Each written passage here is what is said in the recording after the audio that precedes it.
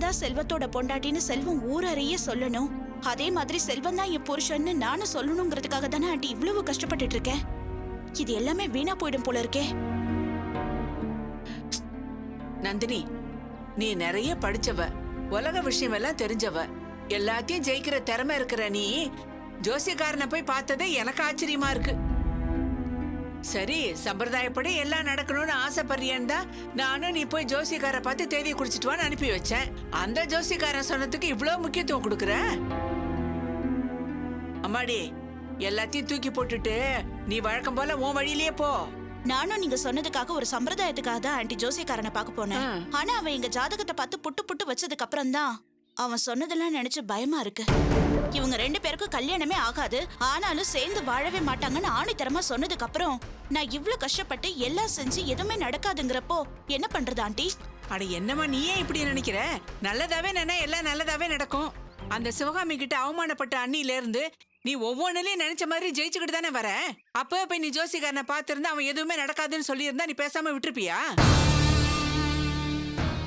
ஏமா, அர்ச்சனாவுக்கும் செல்வத்துக்கும் அந்த சிவகாமி ஜாதக பொருத்தெல்லாம் பார்த்துதானே கல்யாணம் பண்ணி வச்சா? இப்ப அவங்க நிலைமை என்ன? அந்த சிவகாமியை விட பெரிய ஜோசிய பைத்தியமா நீ இல்லையே. செல்வத்தையும் அர்ச்சனாவையும் நீ பிரிக்க போறேன்னு யாருக்கிட்டையாவது சொல்லி இருந்தா அவங்க நம்பி இருப்பாங்களா? அப்படிப்பட்டவங்களையும் நீ இப்ப பிரிச்சு சாதிச்சு காட்டியிருக்கியே. அவங்க விஷயத்துல ஜோசியம் ஜாதகம் எல்லாம் என்னாச்சு? நந்தினி, எல்லா வெற்றிக்கும் காரணம் உன் தைரியமும் புத்திசாலித்தனமும் தான்.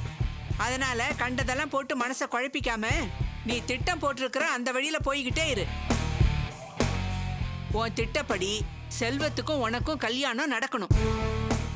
அந்த ஜோசியர் அப்படி சொன்னதுனால வேணா ஒண்ணு பண்ணு. ஆடம்பரமா கல்யாணம் பண்ணிக்கிறத விட்டுட்டு சிம்பிளா ரகசியமா கல்யாணம் பண்ணிக்க. நான் ஏன் சொல்றேன்னா, உனக்கும் செல்வத்துக்கும் கல்யாணம் நடக்கிறது தெரிஞ்சா அந்த சிவகாமி என்ன வேணாலும் பண்ணுவா. அதனால சிம்பிளா செல்வத்து கையால தாலியை கட்டி அவன் பொண்டாட்டிங்கிற உரிமையை வாங்கிக்க.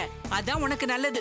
அப்போ இந்த ஜோசியத்தெல்லாம் தூக்கி போட்டுட்டு கல்யாண வேலையெல்லாம் பாக்கலாங்கிறீங்களா? ஆமா நந்தினி, அப்புறம் இந்த ஜோசிய சொன்ன விஷயத்த போய் செல்வத்துக்கிட்ட சொல்லிடாத. அவனுக்கு இந்த விஷயம் தெரிய வேண்டாம். தேதியை குறிச்சாச்சுன்னு சொல்லி அந்த தேதியில அவன் கையால தாலியை கட்டிக்க. மத்ததெல்லாம் அப்புறம் பாத்துக்கலாம் நந்தினி. ரொம்ப தேங்க்ஸ் ஆண்டி. நான் இந்த விஷயத்துல ரொம்ப குழம்பி போயிருந்தேன். நல்ல வேலை வந்து தெளிவுபடுத்திட்டீங்க. அம்மாடி, வாசு செஞ்சதெல்லாம் நீ ஒன்னும் மனசுல வச்சுக்காத, எல்லாத்தையும் மறந்துரு. நீ அவன் உசிரியே காப்பாத்தி கொடுத்துருக்க, உனக்காக நான் இது கூட செய்ய மாட்டேனா? முதல்ல நீ செல்வத்து கையால தாலியை கட்டிக்கோ, அப்பதான் எனக்கு சந்தோஷம். நாளைக்கே அதுக்கு வாய்ப்பு கிடைச்சாலும் அதை முடிச்சிடுறேன் ஆண்டி. ரொம்ப சந்தோஷமா. நான் போயிட்டு வரேன். இருங்க, ஏதாவது சாப்பிட்டு போலாம். ஐயோ, இதுவே எனக்கு வயிறு நிறைஞ்ச மாதிரி இருக்கு. நான் போயிட்டு வரேன். சரிங்க ஆண்டி.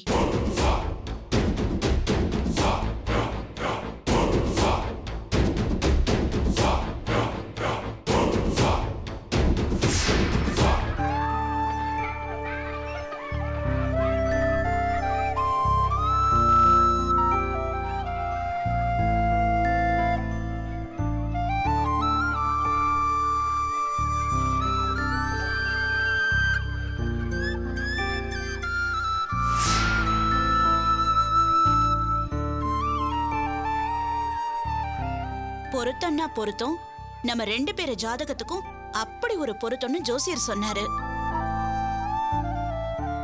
கல்யாணத்துக்கு 10 பொருத்தம் இருக்கணும்னு சொல்லுவாங்கல்ல, அந்த 10 பொருத்தமும் ஒண்ணு விடாம கனக்கச்சிதமா நம்ம 2 பேருக்கும் பொருந்தி இருக்குன்னு ஜோசியர் சொன்னாரு.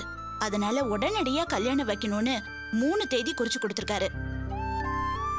செல்வம், இந்த 3 டேட்ல உனக்கு எந்த டேட் ஓகேன்னு பார்த்து சொல்லு, நம்ம கல்யாணத்தை முடிச்சிடலாம்.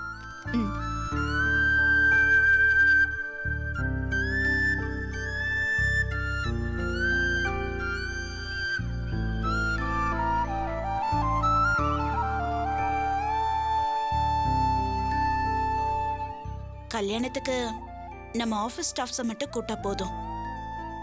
தாலி கட்டி முடிஞ்சதும் ஹோட்டல்ல டிஃபன் அரேஞ்ச் பண்ணிடலாமா, இல்ல சிம்பிளா ஒரு பார்ட்டி கொடுத்துடலாமா? செல்வம், செல்வம். என்ன நந்தினி? என்ன நந்தினியா? இவ்வளவு நேரம் உன்கிட்ட நான் பேசிட்டு இருந்ததெல்லாம் உன் காதுல விழுந்ததா இல்லையா? சாரி. என்ன சொன்ன? என்ன சொன்னேனா? அப்ப இவ்வளவு நேரம் உன் கவனம் எல்லாம் எங்க இருந்தது? அங்க பாரு. அந்த குழந்தை அப்பா அம்மா கூட எவ்வளோ சந்தோஷமா விளையாடிட்டு இருக்குல்ல.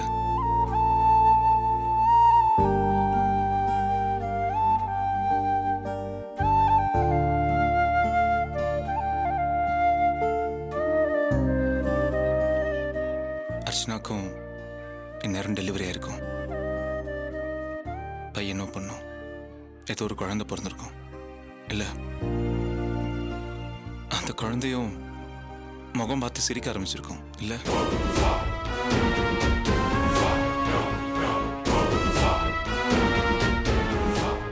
என்ன செல்வம், திடீர்னு அர்ச்சனாவை பத்தியும் குழந்தைய பத்தியும் பேசுற? ஒன்றும் இல்லை, இதோ அந்த குழந்தைய பார்த்ததும் ஏதோ தோணுச்சு. டாக்டர் அர்ச்சனாக்கு டெலிவரி டேட் கொடுத்தது தான் திடீர்னு ஞாபகம் வந்துச்சு. அர்ச்சனாவோட ரிலேஷன்ஷிப்பே வேணான்னு நினைச்சுதானே அவங்கள வீட்டை விட்டு வெளியில அனுப்புன. அப்புறம் என்ன திடீர்னு அர்ச்சனா குழந்தைய பத்தி பேசுற? அர்ச்சனாவை வீட்டு விட்டு விரட்டி விட்டதெல்லாம் ஓகே. ஆனால் அர்ச்சனா வயிற்றுல வளர்ந்த அந்த குழந்தை என்ன பாவம் பண்ணுச்சு நந்தினி? அதுவும் இல்லாமல் அது என் குழந்தை. என் குழந்தைய பற்றி நான் பேசக்கூடாது நந்தினி?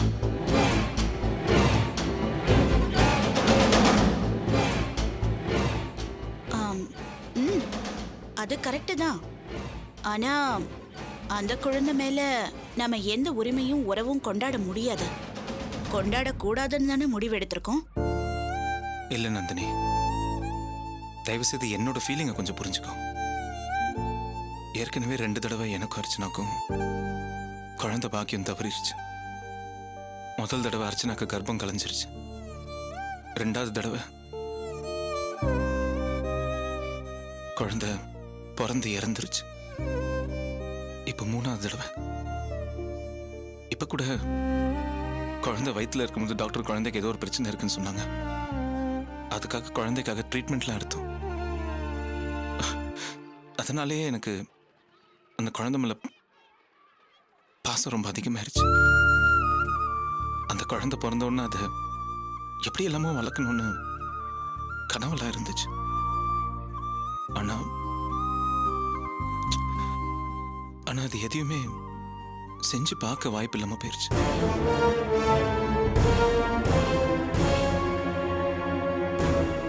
என்ன கொடுமை பத்தியா? நான் எவ்வளவு வசதியா இருக்கேன். ஆனா என் வாரிசு, என் குழந்தை எங்க எப்படி இருக்கும்? பிரச்சனை எனக்கும் அர்ச்சனாவுக்கும் தான். ஆனா பாவம், அந்த குழந்தை என்ன தப்பு பண்ணுச்சு? அந்த குழந்தை ஏன் கஷ்டப்படணும்? சரி செல்வம், உன் குழந்தை பாசம் ஃபீலிங் எல்லாமே எனக்கு புரியுது. ஆனா இப்ப அத பத்தி பேசி என்ன பிரயோஜனம்? நம்ம கல்யாணத்தை பத்தி பேசுவோம். இங்க பாரு, நான் ஜோசியர் கிட்ட போய் நாள் குறிச்சு வாங்கிட்டு வந்திருக்கேன். இதுல எந்த தேதி உனக்கு ஓகேன்னு பார்த்து சொல்லு.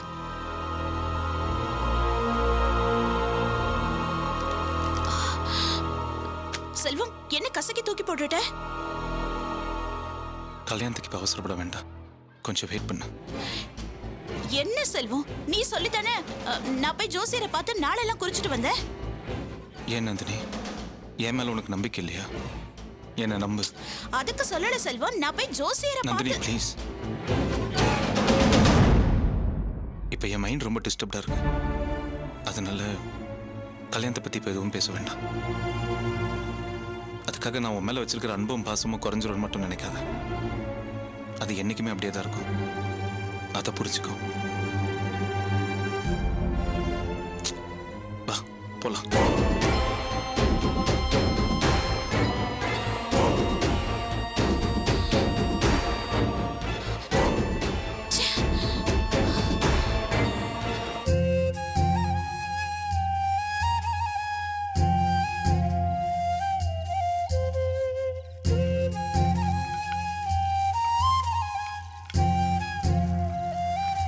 அர்ச்சனா, குழந்தை முழிக்கிறதுக்குள்ள சாப்பாட்டு வேலையை முடிச்சிரு. என்ன? சரிங்க. நீங்க எங்க போறீங்க? சொந்தக்காரங்களை பார்த்துட்டு உடனே வந்துடுறேன். சீக்கிரம் சமையல் பண்ணிரு.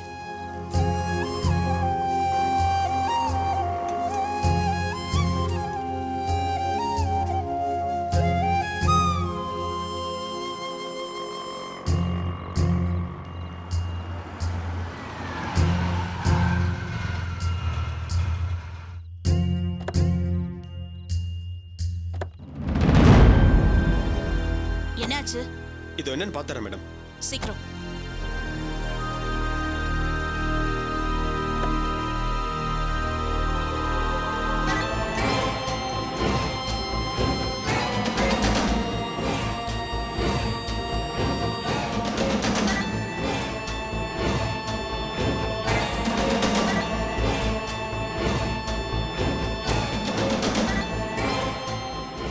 அர்ச்சனா மாதிரி இருக்கு.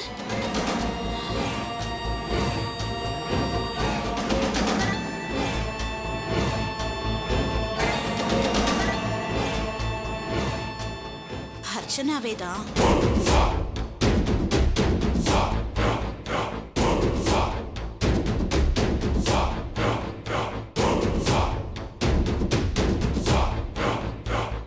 அர்ச்சனா,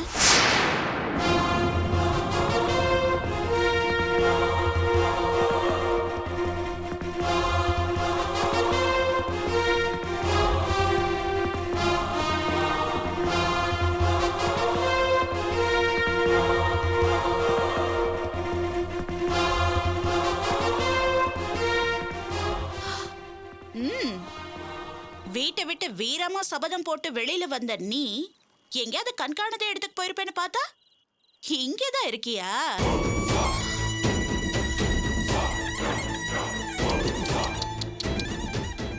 உன்னோட இந்த நிலைமையை பார்க்கும்போது எனக்கு ரொம்ப கஷ்டமா இருக்கு அர்ச்சனா. அர்ச்சனா காசோட ஓனர் அர்ச்சனா என்ன வசதி வாய்ப்போட வாழ்ந்த பொண்ணு இப்படி பிளாட்ஃபார்ம்ல உட்காந்து கண்ணீரிய அடுப்போதுகிட்டு இருக்கே அர்ச்சனா. உன்னோட இந்த நிலைமையை பார்க்கும்போது எனக்கே கண்ணுல கண்ணீர் வருது. இங்க பாரு அர்ச்சனா, உன்னோட இந்த கஷ்டத்துக்கெல்லாம் காரணம் நான் தானே. தயவு செஞ்சு தப்பு கணக்கு போட்டுறாத. இது எல்லாத்துக்கும் காரணம்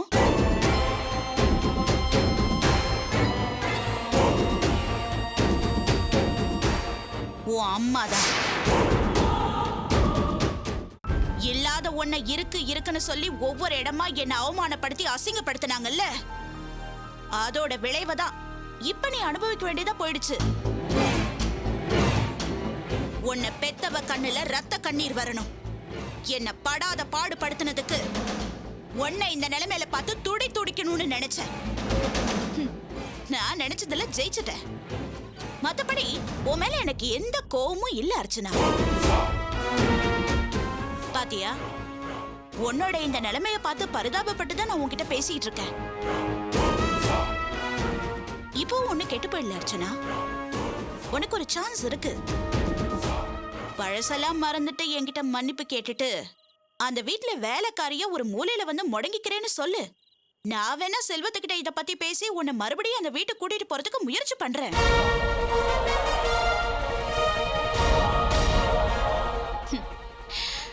நான் சொன்னா செல்வம் என்ன வேணாலும் செய்வார் அர்ச்சனா. அதான் உனக்கு தெரியுமே.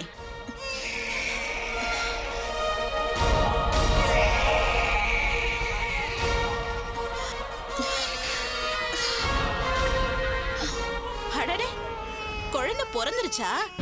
இத நான் கவனிக்கவே இல்லையே. என்ன குழந்தை, ஆனா பொண்ணா? என்ன அர்ச்சனா, செல்வத்தோட குழந்தைய இப்படி ரோட்டோரத்துல தொட்டில் கட்டி போட்டிருக்கியே.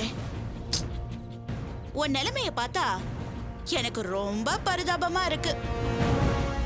நான் தான் சொல்றேன்ல, இப்ப கூட ஒண்ணு கேட்டு போயிடல. கொஞ்சம் இறங்கி வந்து என்கிட்ட மன்னிப்பு கேளு.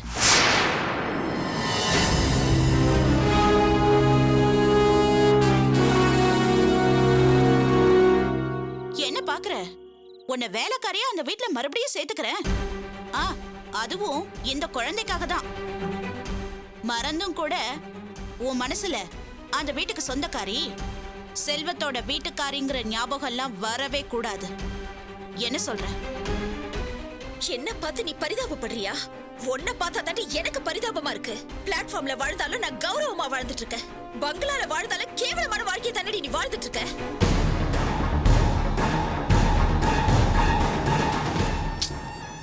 ஏன் அர்ச்சனா இப்ப டென்ஷன் ஆகுற? செல்வத்தோட குழந்தை கஷ்டப்படக்கூடாதுங்கிறதுக்காக தான் நான் சொல்றேன். இது செல்வத்தோட குழந்தை இல்லன்னு தானே ரெண்டு பேரும் பழைய போட்டு என்ன வெளியில துரத்துனீங்க.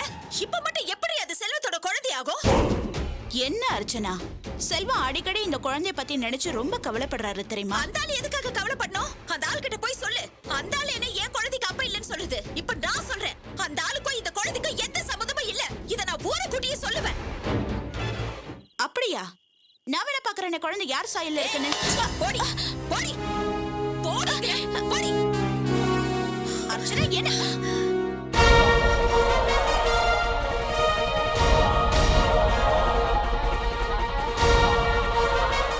போடி போடி அந்த பக்கம். குழந்தைய தொட்ட எரிச்சு கொன்னுடுவேன். ஆண்டவன் ஒருத்தர் இருக்கான். அவன் ஆட்ட எல்லாத்தையும் பார்த்துட்டு தான் இருக்கான். கொடுக்க வேண்டிய தண்டனையை சரியான நேரத்துல கொடுப்பான். அதான் என்கிட்ட இருந்து புடுங்க வேண்டியதெல்லாம் இது புடுங்கிட்டியே. அதுக்கப்புறமா ஏன் நீங்க வந்த? போ முதல்ல இங்க இருந்து. போடி. ஏய் போடி. அர்ச்சனா சொல்லல. போ.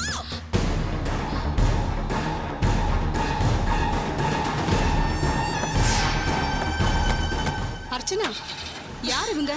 என்ன பிரச்சனை? தெரிஞ்சவங்க தான்.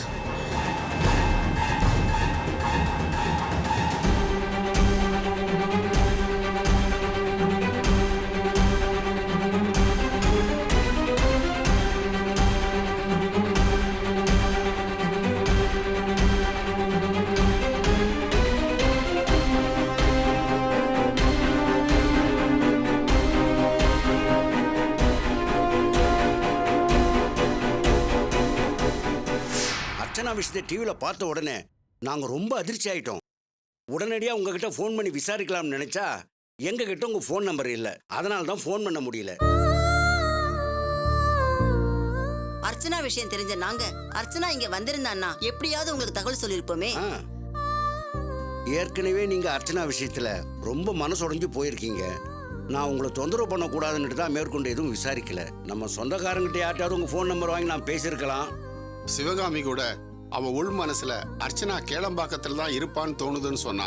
அதனாலதான் உங்க அட்ரஸ கஷ்டப்பட்டு வாங்கி உங்களை பார்க்கலான்னு வந்தோம். கவலைப்படாதீங்க, அர்ச்சனாவுக்கு எதுவும் ஆயிருக்காது. அவ எங்கேயாவது ஒரு இடத்துல நல்லபடியா தான் இருப்பா. அந்த நம்பிக்கையில தான் இன்னும் என் உசுரை கையில புடிச்சிட்டு இருக்கிறேன்.